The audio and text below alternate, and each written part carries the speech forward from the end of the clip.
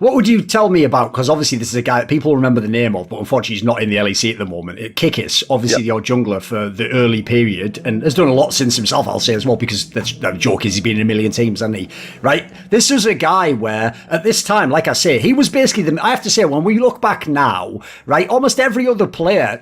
listen, let's just not get into the Vardags conversation. Almost every other player has had a pretty legit career. Like Hillestad's had an amazing career. Power of Evil's had a very interesting career. You did a lot of things on your own. The problem Kikis had was, I actually think he was the real person people meant when they said Chaos Style. And realistically, Chaos Style just meant like weird jungling moves that other people don't think make sense, you know? And I know in this time period, like, people were very, very harsh, but like I say, he did sort of prove himself. Like, the amount of teams he went to where he would join a team and then suddenly, like, they would just become a good team after that. They'd function as a squad. So who was this guy as a jungler? Because I know the interesting detail is he eventually became a top player and actually wanted to be a top player. Yeah. Let's start a bit at the origin of how we actually got Kikis.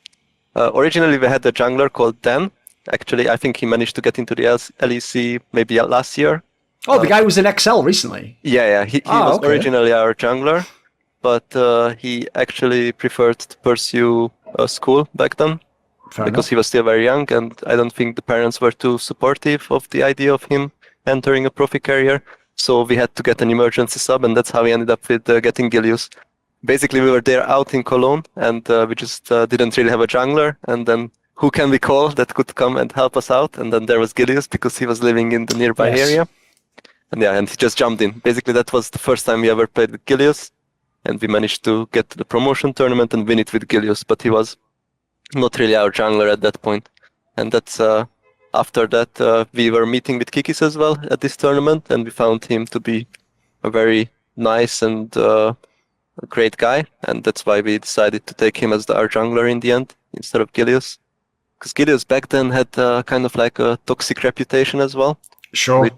Which I mean, I feel a bit sorry for him because this reputation was haunting him a lot after and prevented him from joining teams or staying in teams for a long time. Because I think he did try a lot afterwards, and he improved a lot on this as well.